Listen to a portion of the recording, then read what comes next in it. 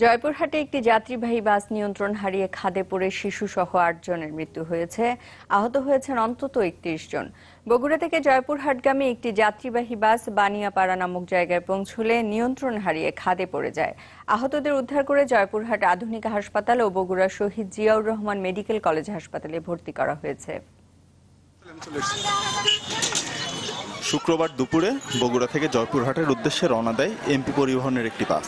সদর উপজেলার বানিয়াপাড়ায় এটি নিয়ন্ত্রণ হারিয়ে খাদে পড়ে যায়। ঘটনাস্থলে নিহত হন ৮ জন। এদের মধ্যে ৫ জন নারী ও শিশু ৩ জন।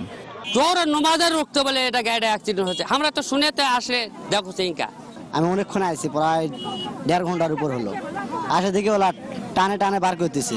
আর ৪ থেকে ৫টা মহিলা নিহত হয়েছে। আমাদের এই দুর্ঘটনাটা কি এটা কি রোধ হবে না, কি হবে না?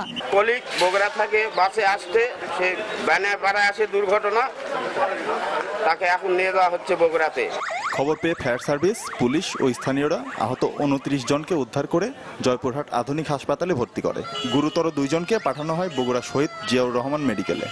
১:৩১ মিনিটে মোবাইল ফোনের মাধ্যমে সংবাদ পাই জয়পুরহাট বগুড়াগামী একটি যাত্রীবাহী বাস নিয়ন্ত্রণ হারিয়ে খাদে পড়ে যায়। আমরা খবর পাওয়ার সঙ্গে সঙ্গে রওনা দিই।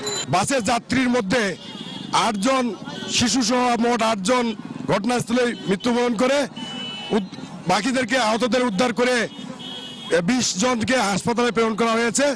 এই বিষয়ে প্রয়োজনীয় আইনানুগ ব্যবস্থা গ্রহণের প্রস্তুতি চলছে। দুর্ঘটনার শিকার বাসের চালক ও হেলপারের খোঁজ নেই। Desk report, channel 24।